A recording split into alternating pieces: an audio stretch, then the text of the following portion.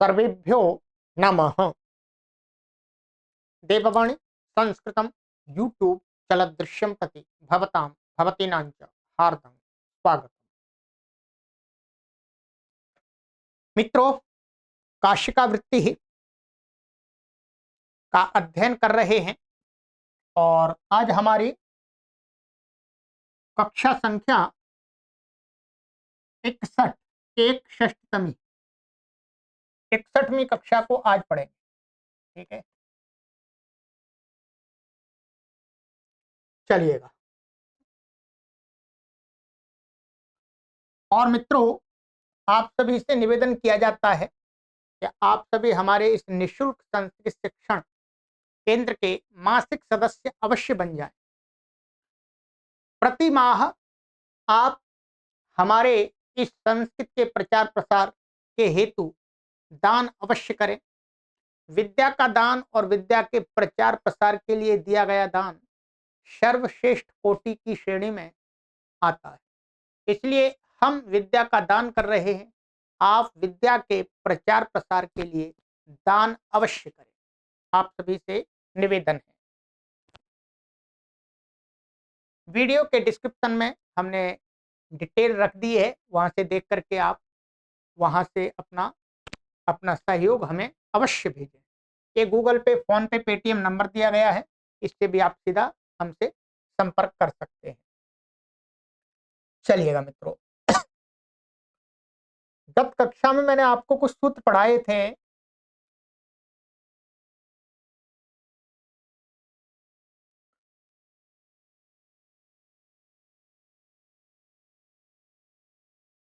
यहां तक हो गया था। ठीक है, विशेषणानाम क्या जाते हैं, ये लुप लुप आदि का जो प्रकरण चल रहा था और उसमें विभक्ति वचन की जो बात चल रही थी उसको बता दिया।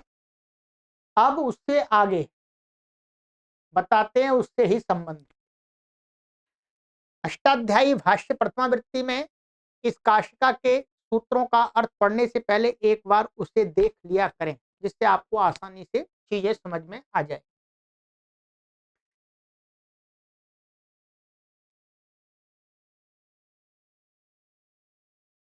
तदशिष्यं संज्ञा प्रमाणत्वात् तदिति प्रकृतं युक्तपद भाव लक्षणम निर्दिश्यते।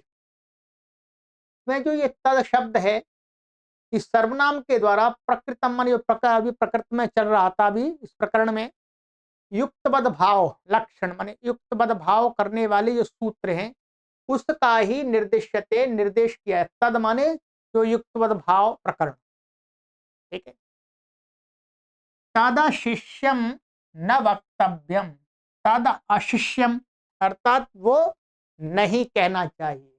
तद अशिष्यम का अर्थ है उसको कहने की कोई आवश्यकता नहीं है।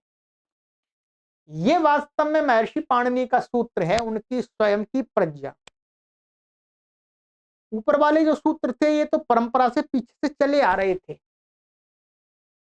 महर्षि पाणिनि जी कहते हैं कि ये जो हमने ऊपर बताया है इसको कहने की आवश्यकता नहीं है, इसके बिना भी काम चल सकता है। न वक्तव्यम नहीं कहना चाहिए। कस्मात, भाई क्यों नहीं कहना चाहिए, किस कारण से? तो कहते हैं संज्ञा प्रमाणत्वात्। संज्ञा, संज्ञा का अर्थ है यहां पर लोक व्यवहार। लोक व्यवहार था लोक में प्रयुक्त जो शब्द। प्रमाणत्वात्, वही तो प्रमाण माने जाते हैं। लोक में जो प्रचलित शब्द हैं उन्हीं को तो व्याकरण बताता है और वही वास्तव में प्रमाण है। संज्ञा शब्दा ही नाना लिंग संख्या प्रमाणम। जो संज्ञा शब्द होते हैं अर्थात लोक में व्यवहृत जो शब्द होते हैं उनमें भिन्न भिन्न लिंग, भिन्न भिन्न संख्या दिखाई देते हैं, वही प्रमाण होते हैं, उन्हीं को स्वीकार करना पड़ता है। जैसे पंचाला वर्णा इति च, अब ये पंचाला वर्णा, तो पंचाला उदाहरण दिया है। ठीक है, कह तो ये एक गांव या जनपद को कह रहा है, पर बहुवचन में प्रयोग होता है इसका। लोक में यही तो प्रयोग करते हैं। नैते योग शब्दाह, ये जो शब्द है पंचालाह वर्णाह, ये योग शब्द अर्थात ये संबंधवाची शब्द नहीं है कि वहां पर पंचाल लोग रहते हैं इस कारण से वो पंचालाह जनपद, पंचालों के संबंध से उसका नाम नहीं है वास्तव में। अर्थात संबंधवाची शब्द नहीं है कि ये है, फिर इसलिए इसको कहने के लिए इससे संबंधित का जो जनपद है उसको कहने के लिए प्रत्यय लाएंगे, फिर उसका लुप करेंगे। तो नैते योग शब्द, ये वास्तव में योग शब्द नहीं है। योग का अर्थात ये हमने जिस प्रकार से प्रकृति प्रत्यय का अर्थ मिला करके इसका जो अर्थ निश्चय किया है, वो अर्थ इसमें ऐसे नहीं बैठता। फिर किंतर ही, तो फिर क्या है, तो कहते हैं कि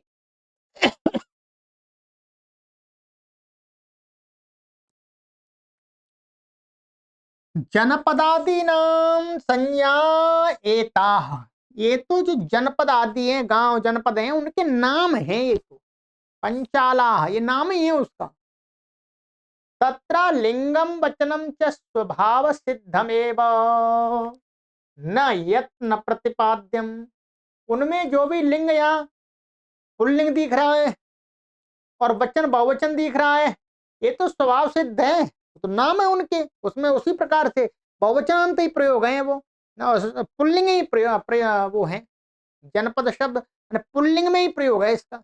वर्ण पंचालाह वर्णाह मगधाह अंगाह वंगाह, स्वभाव सिद्ध है, इनमें कोई ऐसा नहीं प्रत्यय आ गया इसलिए ऐसा कुछ नहीं, स्वभाव से ही है। न यत्न प्रतिपाद्यम, कोई यत्न करने की आवश्यकता नहीं है कि भाई ये पंचाल लोग यहाँ रहते हैं इसलिए इस नगर जनपद का नाम पंचाल है, पंचाल क्षत्रिय रहते हैं इसलिए, ऐसा कुछ भी करने की आवश्यकता नहीं है। यथा, जिस प्रकार से बताते हैं, आपो दाराह गृहाह सिकता वर्षा इति, ये शब्द हैं। आपा शब्द जल का वाचक है, परंतु ये नित्य बहुवचनांत है। क्या है? नित्य बहुवचनांत है और स्त्रीलिंग है। क्या है? स्त्रीलिंग है। जो इसका अर्थ है वास्तव में वो नपुंसकलिंग है, जलम। दाराह, दारा शब्द क्या है? ये स्त्रियों को कहता है, स्त्री को, परंतु है पुल्लिंग। क्या है? पुल्लिंग। ऐसे गृहाह, गृहाह अर्थात ये न पुल्लिंग में प्रयोग है, घर को कहने वाला शब्द, बहुवचन में इसको प्रयोग है। सिकताह, सिकता ये जो बालू के कण होते हैं उसको सिकता कहते हैं, स्त्रीलिंग में प्रयुक्त है। ये इसमें ये इसका लिंग का अभी मैं बता देता हूं। और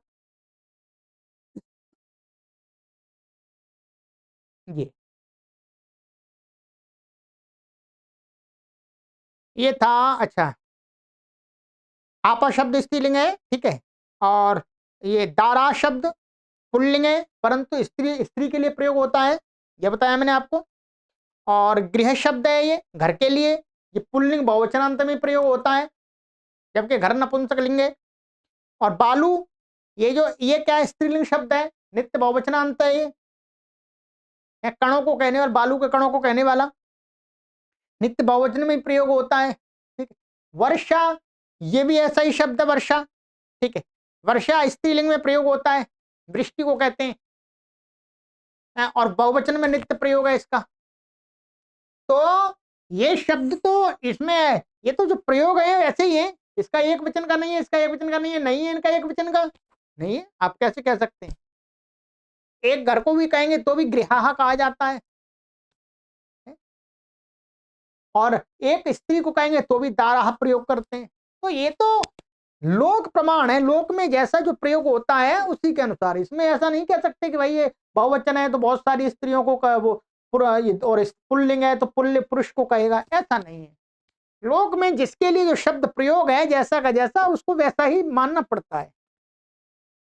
तो इसलिए वास्तव में ये कहते हैं महर्षि पाणिनि जी कि ये जो ऊपर बताया नियम कानून अधिक बताने की आवश्यकता नहीं है, ये महर्षि पाणिनि का मत। ये मत ऐसा है कि ये संस्कृत भाषा को अनंत काल तक जीवंत जीवंत रखने की क्षमता रखता है। जो भी शब्द आएंगे हम उनको एक्सेप्ट कर लेंगे। अब संस्कृत भाषा में भाषा के दरवाजे हमेशा, जो भाषा अपने दरवाजे खोल करके रखती है वो भाषा हमेशा जीवंत रहती है। महर्षि पाणिनि ने क्या किया, अपने व्याकरण के द्वारा संस्कृत भाषा के दरवाजे खोल के रखे हुए हैं, खोल के रखे हुए हैं। इसलिए आज भी संस्कृत भाषा के लिए विस्तार पूरा क्षेत्र खुला हुआ है। अन्य भाषाओं के शब्दों को भी हम वैसा का वैसा ही यदि लोक में व्यवहृत हो रहे हैं तो एक्सेप्ट कर लेंगे, कोई परेशानी नहीं है। यही महर्षि पाणिनि के व्याकरण की विशेषता है। ठीक है, ये सूत्र अपने आप में बहुत विशेष है। चलिएगा, और इसमें कुछ ऐसा नहीं है, बस सामान्य है पर इसका मूल्य बहुत है। महर्षि पाणिनि के व्याकरण को अमर कर देने वाले सूत्र हैं कुछ। आइए, लुभ योगा प्रख्यानात् लुभप्यशिष्य, और जो चौथे अध्याय में लुप आदि प्रत्यय कहे, लुप प्रत्ययों को लुप का है, वो भी अशिष्य है। लुप अपि अशिष्य, वो भी न वक्तव्य, उनको भी लुप कहने की आवश्यकता नहीं है। जनपदे जनपदवाच्य, जनपद को कहना हो तो प्रत्यय का लुप हो जाएगा, लुक हो जाएगा, श्लू हो जाएगा, नहीं।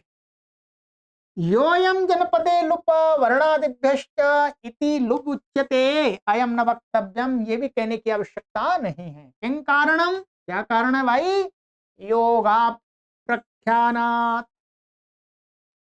क्योंकि यहां पर भी योग अप्रख्यानात् माने संबंध का यहां पर कथन नहीं है वास्तव, वो तो शब्द उसके लिए प्रयोग हो रहा है, बस लुप करने की आवश्यकता ही नहीं, ना प्रत्यय लाने की आवश्यकता। तो योगा प्रख्यानात् माने संबंध का अकथन होने के कारण से नहीं पंचाला वर्णा इति योग संबंध प्रख्यायते। पंचाला वर्णा आदि शब्द हैं, वो पंचाल या वर्ण देश के वर्ण जो वृक्ष होते हैं उनके संबंध को नहीं बताते वहां पर, वो है नई तद उपलभा महे वृक्ष योगात नगरे वर्णा इति, क्योंकि नई तद उपलभा महे, हम ऐसा प्राप्त ही नहीं करते हैं कि वृक्ष के संबंध से नगर में वर्ण शब्द का प्रयोग होता है। किंतरे क्या है, तो कहते हैं संज्ञाएता, ये तो नाम है उन नगरों के, ये नाम ही तो है। तस्माद अत्र तस्य निवासः दूरभवश्च इति तद तद्धितः नैवोत्पद्यते किन लुपो विधानेन, इसलिए इन सूत्रों से तद्धित माने जो प्रत्यय है उनकी उत्पत्ति का कोई विषय नहीं बनता, करने की आवश्यकता ही नहीं है। फिर उसका जब करेंगे ही नहीं तो फिर लुप किसका मतलब, ना प्रत्यय करने की जरूरत तो नाम है जी। रियलिटी तो यही है, ठीक है, रियलिटी का है, वास्तविकता तो यही है। तो ये कहा क्योंकि इसमें आगे भी हेतु देंगे, ये संबंधवाची नहीं है। ये पंचाला वर्णा अंगा वंगा कुंड्रा, ये संबंधवाची शब्द नहीं है, तो नाम है बस। जैसे दिल्ली नाम रख दिया, किसी का कर्नाटक नाम रख दिया, किसी का उत्तर प्रदेश रख दिया, जो भी है ये कोई वैसे नहीं है, नाम है, नाम रख दिया। अब मेरा नाम श्रवण कुमार रख दिया, नाम ही तो है, कोई ऐसा तो नहीं रखा हुआ मेरा नाम कि ये व्यक्ति सुनेगा है कुमार, ये हमेशा कुमार ही रहेगा। अब कुमार कहाँ है, अब तो हम धीरे धीरे बूढ़े हो जाएंगे। जब मेरा नाम जब पीछे कुमार लगा हुआ है, श्रवण लगा हुआ है, तो मैं शब्द के अनुसार ये काम करूंगा तभी तो मेरा नाम ये होगा, यदि योग से माना जाए, संबंध से माना जाए तो। पर नहीं है तो नाम है मेरा, चाहे मैं शब्द के अनुसार काम करूं ना करूं, है कल बूढ़ा हो जाऊंगा तो भी मेरा नाम तो वही रहेगा, श्रवण कुमार। ठीक है, चलिएगा, इसलिए ये हो गया। अब बताते हैं और योग प्रमाणे च तदभावे दर्शनम स्यात् पंचालादयः संज्ञा शब्दाः न योग निमित्ता इत्युक्तम् तच्चावश्यमेव अभ्युपगंतव्यम। कहते हैं पंचाला वर्ण आदि जो संज्ञावाची शब्द हैं वो योग निमित्त माने संबंध के कारण से नहीं है, संबंध वाले नहीं है। न इत्युक्तम कह दिया, तच्चावश्यम एव अभ्युपगंतव्यम, ये बात वास्तव में स्वीकार करनी चाहिए। योग प्रमाणे ही तद अभावे दर्शनम स्यात्, यदि संबंध को हम वहां पर प्रमाण माने कि इसके संबंध से ये नाम है, तो तद अभावे वो संबंध वहां से हट जाए तो उन शब्दों का भी उसके लिए दर्शन होना चाहिए, नाम नहीं प्रयोग होना चाहिए। यदि पंचालादि शब्दों योगस्य प्रमाणम योगस्य वाचकः स्यात् ततस्तद अभावे दर्शनम अप्रयोगः स्यात्। यदि पंचालादि शब्दों का शब्द है वो योग के प्रमाण माना जाए, संबंध से, पंचालों के संबंध से उसका प्रयोग हो रहा है, तो योग से वाचक से योग संबंध के वाचक हो, संबंध को बताने वाले हो, तो तथा फिर तो क्या होना चाहिए उससे, तो तद अभावे पंचालादि वहां से चले जाएं अथवा मर गए पंचाल क्षत्रिय आदि, तो उनके अभाव होने पर अदर्शनम, अदर्शन शब्द का आदर्शन होना चाहिए, अतः प्रयोगास्यात्। अब नहीं उनका होना, जैसे कुरुक्षेत्र बोलते हैं, अब तो वहां कोई कुरु नहीं दिख रहा, कुरुवंश का वहां कोई नहीं है, फिर भी नाम तो है कुरुक्षेत्र। दृश्यते च संप्रति विनैव क्षत्रिय संबंधेन जनपदेषु पंचालादि शब्दः ततो वसीयते नायम योग निमित्तकः। दृश्यते च संप्रति, और दिखाई देता है संप्रति, आज भी बिना ही क्षत्रिय संबंध से, और पंचालादि वहां कोई नहीं है, फिर भी जनपदों में पंचालादि शब्द का प्रयोग दिखता है। तथा अवसीयते, अवसीयत इसलिए निश्चय होता है कि नायम योग संबंध योग निमित्तक, ये शब्द योग निमित्तक नहीं है, माने संबंधवाची नहीं है। किल तरीह क्या है, रूढ़ रूपेण तत्र प्रवृत्त, रूढ़ रूप से प्रवृत्त हो गया, नाम रख गया। ठीक है, बिल्कुल सही बताई बात, एकदम तार्किक बात बताई महर्षि पाणिनि। महर्षि पाणिनि के अपनी प्रज्ञा के सूत्र हैं, ये उन्होंने बनाए। आइएगा और कहते हैं आगे,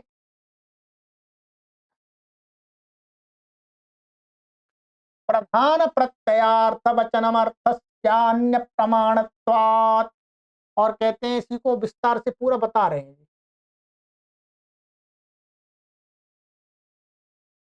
अशिष्यमिति वर्तते, ऊपर से अशिष्यम की अनुवृत्ति आ रही है, ठीक है। प्रधानम समासे किंचित पदम प्रत्ययस्तभ्यदादिः ताभ्यामर्थवचन वचनमर्थाभिधानमेन प्रकारेण भवति पूर्वाचार्यैः परिभाषितं। प्रधानोपसर्जने प्रधानार्थं सह ब्रूतः प्रकृति प्रत्यय सहार्थं ब्रूत इति। कहते हैं कि अशिष्यम के ऊपर से अनुवृत्ति आ रही है, अशिष्यम माने न वक्तव्यम, नहीं कहने की आवश्यकता है। प्रधानम समासे किंचित पदम, माने समास में कोई पद एक प्रधान होता है, ऐसा, ठीक है। प्रत्यय स्तब्दादि, और क्या प्रत्यय, प्रत्यय क्या है, तब्यदादि का अर्थ किसी अर्थ में होते हैं। ताभ्याम अर्थवचनम अर्थाविधानम अनेन प्रकारेण भवति, माने इस प्रकार से, माने समास में क्या होता है, कोई पद प्रधान होता है,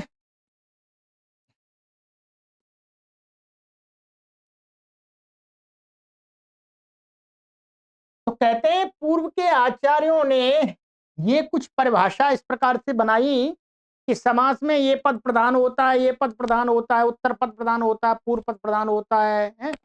अथवा बहुव्रीहि में सभी होते हैं, अभी बताएंगे। और प्रत्यय तब्यदादि ही, तब्यदादि प्रत्यय लगाते हैं तो उनका अर्थ प्रधान होता है। ताभ्याम अर्थवचनम, अर्थाभिधानम अनेन प्रकारेण भवति, माने इन दो से क्या इसी प्रकार से कहीं पर प्रत्यय के द्वारा अभिधान होता है, कहीं समास में प्रधान पद के अर्थ के द्वारा अभिधान होता है। ये पूर्वाचार्य ही परिभाषितम, माने महर्षि पाणिनि से पूर्व के आचार्यों ने इस प्रकार से निश्चय में परिभाषित किया, बताया। जैसे प्रधानोपसर्जने प्रधानार्थम सह ब्रूतः प्रकृति प्रत्यय सहार्थम ब्रूत इति। कि प्रधान और उपसर्जन, उपसर्जन माने अप्रधान गौण, माने प्रधान और अप्रधान, ये प्रधानार्थम सह ब्रूत माने प्रधानार्थ को, माने प्रधान उपसर्जन मिलकर के दोनों प्रधान के अर्थ को साथ साथ कहते हैं। ठीक है। प्रकृति प्रत्यय माने प्रकृति और प्रत्यय दोनों मिलकर के सहार्थम ब्रूतः माने प्रकृति और प्रत्यय मिलकर के ही साथ साथ अर्थ को कहते हैं। ना प्रकृति अकेले किसी अर्थ को कह सकती है, ना प्रत्यय अकेले किसी अर्थ को कह सकता है। तत् पाणिनिराचार्य प्रत्याचष्टे, उस बात का महर्षि पाणिनि आचार्य प्रत्याचष्टे माने प्रत्याख्यान कर देते हैं, तब मानते नहीं, ये तरीका ठीक नहीं है। अशिष्यम एतत्, ये अशिष्य है, अर्थात इसको आप सही सही एकदम नहीं निश्चय शासन कर सकते हैं। अर्थस्य अन्य प्रमाणत्वात्, अर्थ का जो अर्थ की प्रतीति होती है, अर्थ का जो ज्ञान होता है, उसमें तो अन्य ही प्रमाण होता है। अन्य क्या प्रमाण होता है? लोक व्यवहार। अन्यति शास्त्रापेक्षया लोको विपदिश्यते, अन्य शब्द से यहां पर शास्त्र की अपेक्षा, माने शास्त्र हो गया, शास्त्र की अपेक्षा से लोक, लोक मन लोक व्यवहार, व्यपदिश्यते माने कहा जा गया है सूत्र में। शब्दैरर्थाभिधानम स्वाभाविकम न पारिभाषिकम अशक्यत्वात् लोकता एवार्थावगतेः। कहते हैं कि शब्दों के द्वारा जो अर्थ का अभिधान है, अर्थ का कहना है, वो स्वाभाविक है, न पारिभाषिकम, वो पारिभाषिक नहीं है। अर्थात ये प्रत्यय आ गया इसलिए ये अर्थ हो गया, ये ऐसा हो गया, वास्तविक स्थिति यही है भाई। अभी तो चलो मैंने व्याकरण पढ़ लिया, परंतु व्याकरण नहीं पढ़ा था उससे पहले पत्नी शब्द के सुनने से पत्नी का बोध होता था। अब तो चलो पत्नी शब्द पति शब्द से बना हुआ है, इस प्रकार से मुझे पता है, परंतु जब व्याकरण नहीं पढ़ा था तब भी बोध होता था।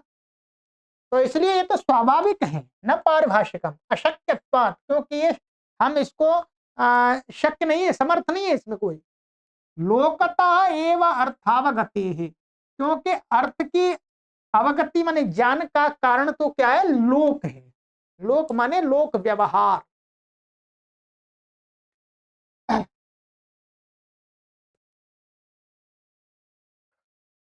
कहते हैं और यैरपि व्याकरणम न श्रुतम तेपि इत्युक्ते राज विशिष्टम पुरुषमानयन्ति न राजानम नापि पुरुषमात्रम। अब इसमें हेतु दे रहे हैं कि ऐसा ही है वास्तव में स्वभाव से। यही ही रपि, जिन लोगों के द्वारा भी व्याकरणम न श्रुतम, व्याकरण नहीं सुना, व्याकरण तो बहुत कम लोग पढ़ते हैं, तेपि वे लोग भी राजपुरुषम आनय, राजपुरुषम आनय ऐसा वाक्य सुनने के बाद, इत्युक्ते किसी के कहने पर, राज विशिष्टम पुरुषम आनयंती, राजा के विशिष्ट पुरुष को, राजा से संबंध रखने वाले व्यक्ति को ही लाते हैं, ना राजानम, राजा को लेके नहीं आते। कि राज पुरुषम में राज शब्द का राजन अच्छा राजा को ले आते हैं और पुरुष को भी ले आते हैं। ना भी पुरुष मात्रम, ना केवल पुरुष मात्र को लाते हैं, कहीं से भी किसी व्यक्ति को पकड़ लाएं। क्या है? किसको लाते हैं? राज विशिष्ट पुरुष को लाते हैं, राजा से संबंध रखने वाले व्यक्ति को लाते हैं। इसका मतलब उन्होंने व्याकरण नहीं पढ़ा तो उनको कैसे मालूम पड़ गया? अर्थात लोक व्यवहार में प्रसिद्ध है। औपगवमान इत्युक्ते उपगो विशिष्टम अपत्यम मानयन्ति, नोपगुम नाप्यपत्य मात्रम नो भऊ। औपगमम ऐसा कहने पर वो उपगु के विशिष्ट अपत्य को लाते हैं। उपगु विशिष्ट कोई व्यक्ति है उसके संतान को, ना कि उपगु को लेके नहीं आते, और ना किसी संतान मात्र कोई भी अपत्य मात्र को ले आते, ना दोनों को लेके आते। यश्च लोकतो अर्थः सिद्धः किम तत्र यत्नेन। जब जो चीज लोक से जो अर्थ, यह अर्थात जो अर्थ लोक से प्रसिद्ध है, लोक व्यवहार से प्रसिद्ध है, पता है लोगों को, तो वहां पर क्यों यत्न करना चाहिए कि यहाँ पर ये इसका नाम इसलिए, इसका नाम इसलिए, नहीं, कोई आवश्यकता नहीं। इसका मतलब महर्षि पाणिनि ये नहीं कह रहे कि व्याकरण मत पढ़ो। ये बात आपको तभी तो समझ में आएगी जब आप व्याकरण पढ़ेंगे। व्याकरण पढ़ेंगे तभी समझ में आएगी ये बात। पर वास्तविकता यही है, व्याकरण पढ़ने से ये बात समझ में आती है कि वास्तविकता यही है। चलिएगा, इस प्रकरण से संबंधित एक सूत्र और है, इसको और यहां पर आज समाप्त करेंगे, फिर आगे चलेंगे। कालोपसर्जने चतुल्यम, कालोपसर्जने चतुल्यम अशिष्यम इति वर्तते। अशिष्यम की अनुवृत्ति ऊपर से आ रही है। कालोपसर्जने अशिष्य, क्या शिष्य? काल माने समय और उपसर्जन माने अप्रधान। ये भी दोनों क्या है? अशिष्य हैं। इनको भी कह नहीं सकते, इनके बारे में भी कोई नियम नहीं, कानून नहीं बना सकते। कस्मात, कैसे? अर्थस्य अन्य प्रमाणत्वात्, ऊपर से अनुवृत्ति आ रही है। तुल्यम, तुल्यम से माने अर्थस्य अन्य प्रमाणत्वात्, माने अर्थ का, समय का और प्रधान अप्रधान का बोध कहां से होता है?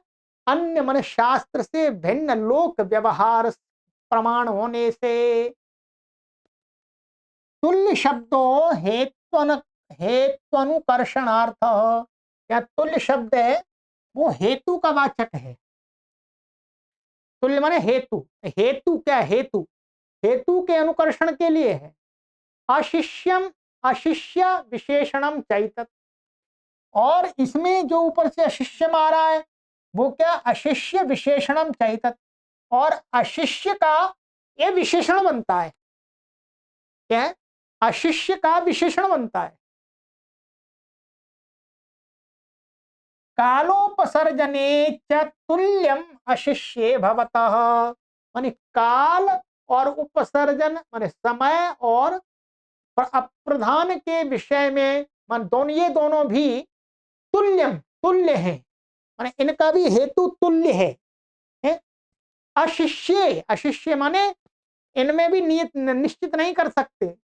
भवतः इहान्ये वैयाकरणाः कालोपसर्जनयोः परिभाषां कुर्वन्ति। यह माने इस विषय में भी क्या है? अन्य कुछ वैयाकरण लोग काल और उपसर्जन की परिभाषा करते हैं। अन्याय्यात् उत्थानात् अन्याय्याच्च संवेशनात् एषोद्यतनः कालः। कहते हैं, काल के विषय में बता रहे हैं कि इसमें कुछ आचार्य क्या कहते हैं? अन्याय्यात् उत्थानात्, अन्याय, न्याय माने उचित, माने प्रातः काल जो अंतिम याम होता है, मुहूर्त होता है, ब्रह्म मुहूर्त होता है, वो उसको यहाँ पर कहा है अन्याय्यात्, माने उस समय से लेकर के प्रातः काल जो उठने का एक उचित समय है, अंतिम याम, प्रातः काल का जो अंतिम याम होता है, तो वो उसको एक अन्याय, न्याय शब्द से माने उचित समय, जो उठने का, लोगों का, मनुष्यों का जो उठने का उचित समय है। उचित समय क्या है? वास्तव में ब्रह्म मुहूर्त का काल है, लगभग 4 बजे, 4 साढ़े 4, उससे लेकर के उत्थानात्, उत्थान और उठने के काल से लेकर के आ न्यायाच्य संवेशनात्, और रात्रि का जो 10 बजे का समय है, तो वो वहां तक, सुबह के समय से लेकर के और रात के जो समय है 10 बजे तक का, तो उस तक का समय कहते हैं येषु अद्यतना काला, इसको कहेंगे आज। ठीक है, वैसे आज के समय में आज क्या बोलते हैं, रात्रि के 12 बजे से लेकर के अगले रात्रि के 12 बजे तक का काल क्या होता है, क्या होता है, आज, टुडे। परंतु प्राचीन काल में इसमें भी भेद था। अपरे पुनराहु, कुछ दूसरे आचार्य कहते हैं आहारोभयतोर्धरात्रम एषो अद्यतन काल इति। कुछ आचार्य कहते हैं कि आहा उभयता अर्धरात्रम, दिन मन प्रातः काल से लेकर के अर्धरात्रि पर्यंत, प्रातः काल से लेकर के अर्धरात्रि पर्यंत तक का जो काल होता है उसको अद्यतन कहना चाहिए, माने आज कहना चाहिए। ठीक है,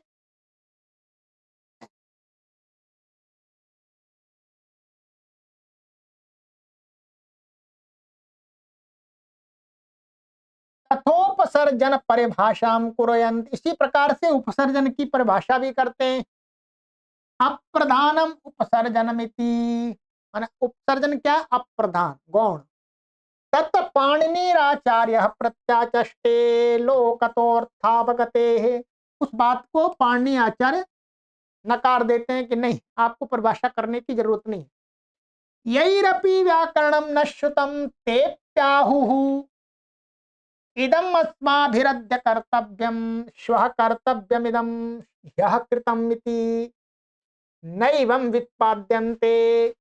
कहते हैं भाई जिन लोगों के द्वारा व्याकरण सुना ही नहीं गया, पढ़ा ही नहीं गया, वे लोग भी तो कहते हैं कि आज हमारे द्वारा यह करना चाहिए, कल ये करना चाहिए, और कल ये किया गया था। वो तो कहते हैं नैवं व्युत्पाद्यन्ते, वे इस प्रकार की व्युत्पत्ति नहीं करते हैं कि आचार्यों ने ये समय बताया इसको हम कह रहे हैं, नहीं। तथोपसर्जनम वयमत्र गृहे ग्रामे वा, इसी प्रकार से उपसर्जन के विषय, उपसर्जन को कहते हैं कि वयम अत्र, अत्र माने इस गांव में अथवा इस घर में हम अप्रधान है, गौण है, दूसरे लोग प्रधान है, मुख्य हैं, हम अमुख्य हैं। ठीक है, उपसर्जनम अप्रधानम इति गम्यते, अर्थात उपसर्जन माने अप्रधानता की प्रतीति होती है। यश्च लोकतो अर्थ सिद्धा किं तत्र यत्नेन, जो बात जो अर्थ लोक से ही सिद्ध है, लोक व्यवहार से ही सिद्ध है, पता लग रहा है, तो उसके बारे में अधिक नियम कानून बनाने की कोई आवश्यकता नहीं है। यद्येवं पूर्व सूत्र एव कालोपसर्जन ग्रहणम कस्मान्न क्रियते। चलो भाई यही बात है, तो फिर आपने पूर्व सूत्र में इससे जो पहले वाला सूत्र था, ये वाला, ये प्रधान प्रत्यार्थ वचन अर्थस्यान्य प्रमाणत्वात्, उसी सूत्र में ही काल और उपसर्जन का ग्रहण क्यों नहीं कर दिया, जो सारा सूत्र तो उसमें ही आ रहा है। न क्रियते, तो कहते हैं किमर्थो योग विभाग, अलग अलग सूत्र क्यों बनाए, योग विभाग क्यों किया, तो कहते हैं प्रदर्शनार्थ, भाई प्रदर्शन के लिए, बताने के लिए, सरलता से समझ में आ जाएगा, और कोई विशेष कारण नहीं है। अन्य, अच्छा क्या प्रदर्शन के लिए, अन्यद एवं जातीयकम अशिष्यमिति, ये जो यहाँ पर बातें बताई हैं, इसी प्रकार से और भी अन्य विषयों में भी हमें समझ लेना चाहिए कि पूरा पूरा नियम नहीं बना सकते, लोक व्यवहार से हमें एक्सेप्ट करनी चाहिए चीजें, नियमों को लोक व्यवहार से एक्सेप्ट करना चाहिए। बहुत बड़ी बात कही है, ये बात बताने के लिए सूत्र को अलग बताया कि इस पर वो और ये इसी प्रकार से और भी, यदि ऊपर वाले सूत्र में जोड़ देते हैं तो कोई ऐसा समझता अरे भाई बस इतने में ही अशिष्यम वाली बात समझनी चाहिए, इससे भिन्न नहीं, इसलिए अलग बता करके इसी प्रकार से और भी विषयों में, जैसे तथा च पूर्वाचार्याः परिभाषन्ते, उसी प्रकार से पूर्व के आचार्य कहते हैं कि मत्वर्थे बहुव्रीहि, कि बहुव्रीहि जो समास है वो मतुप के अर्थ में कहना चाहिए, जानना चाहिए, ऐसी परिभाषा करते हैं। पूर्व पदार्थ प्रधानो अव्ययी भाव, माने अव्ययी भाव क्या होता है, उसमें पूर्व पद के अर्थ की प्रधानता जाननी चाहिए। उत्तर पदार्थ प्रधान तत्पुरुष, तत्पुरुष क्या होना चाहिए, उत्तर पद के अर्थ की प्रधानता होती है उसमें। उभय पदार्थ प्रधानो द्वंद्व इति एवं आदि, अर्थात उभय पदार्थ प्रधान वाला द्वंद्व होता है, इत्यादि तद अशिष्यम्यति। ये सारी एकदम बिल्कुल ऐसा ही नहीं जानना चाहिए कि अव्ययी भाव समास उसमें हमेशा पूर्व पद प्रधान होगा, नहीं, इसको नहीं कह सकते। एक सामान्य लक्षण जान लेना चाहिए बस। इसका मतलब ये जो बातें हम बताई गई हैं इन विषयों में भी यही कि मत्वर्थ में बहुब्री ऐसा नहीं है, मत्वर्थ में यो कहीं कहीं पर थोड़ा मत्वर्थ से भिन्न अर्थ भी होता है। तो कुल मिलाकर के ये बात बताई कि शास्त्र को आगे रख करके हमें नहीं चलना है, हमें लोक व्यवहार को आगे रख करके शास्त्र के साथ चलना। अर्थात शास्त्र और लोक व्यवहार में तुलना में लोक व्यवहार को हमें अधिक वरीयता देनी है, उसको अधिक प्रमाण मानना है शास्त्र की अपेक्षा। ऐसा मानेंगे तो शास्त्र जीवंत रहेगा।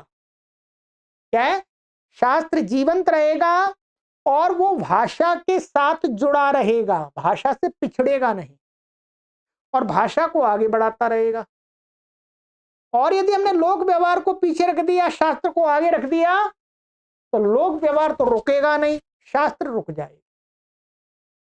इसलिए महर्षि पाणिनि की बात भाषा विज्ञान की दृष्टि से एकदम 100% स्वीकार्य है।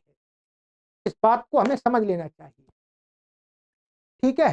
तो अधिक दंत कटाकटी की आवश्यकता नहीं है, परंतु व्याकरण अवश्य पढ़ना चाहिए, तभी तो ये बात ज्ञात होगी। चलिएगा, अब हमारा ये वाला प्रकरण समाप्त हो गया है। आज के सूत्रों में कोई सिद्धियां नहीं थी, कोई उदाहरण नहीं थे। एक प्रकार से आज के सभी सूत्रों में भाषा विज्ञान था। क्या था, भाषा विज्ञान। कि भाषा विज्ञान को जानने में, समझने में कि भाषाएं किस प्रकार से कार्य करती हैं, भाषाओं की गति कैसी होती है, उसमें अत्यंत महत्वपूर्ण ये सूत्र हैं। ठीक है, ये ध्यान रखेंगे। चलिएगा, अब आगे बहुत महत्वपूर्ण प्रकरण आरंभ हो रहा है, और भी सभी महत्वपूर्ण प्रकरण हैं। तो आगे की कक्षा में मिलते हैं मित्रों, और आप सभी से निवेदन करते हैं कि आप हमारे इस अभियान में मासिक सदस्य अवश्य बने, जिससे हमारा ये काम रुकना नहीं चाहिए। मित्रों ध्यान रखिएगा, हम कहीं जॉब नहीं करते। आप सोचते होंगे ये कार्य भी हमको चलाना होता है, संस्थान भी चलाना होता है, हमको अपना घर भी चलाना होता है, परिवार भी चलाना होता है, टीम के लोगों को भी देखना होता है, सबकी व्यवस्था करनी होती है, तब ये काम चलता है। और हम कहीं जॉब नहीं करते, यही काम करते हैं। इसलिए आप सभी का भी परम कर्तव्य बनता है कि इस कार्य को चलाने के लिए आप सहयोग करें, क्योंकि मैं अपना जीवन चलाने के लिए तो मैं कोई भी काम कर सकता हूं, मैं कहीं पर भी स्कूल कॉलेज में पढ़ा सकता हूं, परंतु ये काम नहीं हो पाएगा फिर। तो आप सभी से ये अपेक्षा रखी जाती है। अनेक लोग ऐसा विचार करते हैं, अरे ये हम आपसे विद्या के प्रचार प्रसार के लिए दान मांग रहे हैं, सहयोग मांग रहे हैं, हम किसी अंधविश्वास पाखंड के वृद्धि के लिए नहीं मांग रहे।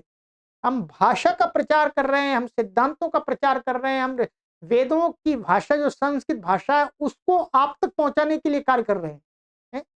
किसी अंधविश्वास पाखंड आडंबर है या अपना यश प्रतिष्ठा को बढ़ाने के लिए काम नहीं किया जा रहा, ध्यान रखेंगे। तो ऐसे सर्वश्रेष्ठ कार्य में तो आपको एकदम हृदय से, आत्मा से जितना अधिक से अधिक सहयोग बन पड़े उतना अवश्य करना चाहिए, और अपने लोगों से करवाना चाहिए, अपने परिचित संस्थाओं से करवाना चाहिए।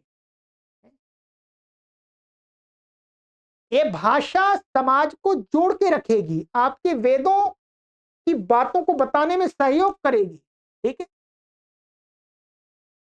तो चलिएगा मित्रों, अपना सहयोग अवश्य भेजते रहें। ये क्यूआर कोड आपको दिया गया है, इस पर स्कैन करके आप अवश्य भेजें। ठीक है, दान भेजें, फीस नहीं ले देना, शुल्क नहीं देना, आपको दान देना है विद्या की वृद्धि के लिए। और विद्या की वृद्धि के लिए दिया गया दान सर्वश्रेष्ठ दान की श्रेणी में आता है, ये हमारे ऋषि मुनियों ने बताया।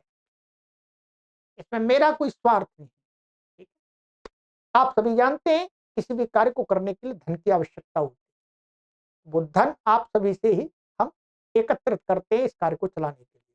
सर्वेभ्यो नमः।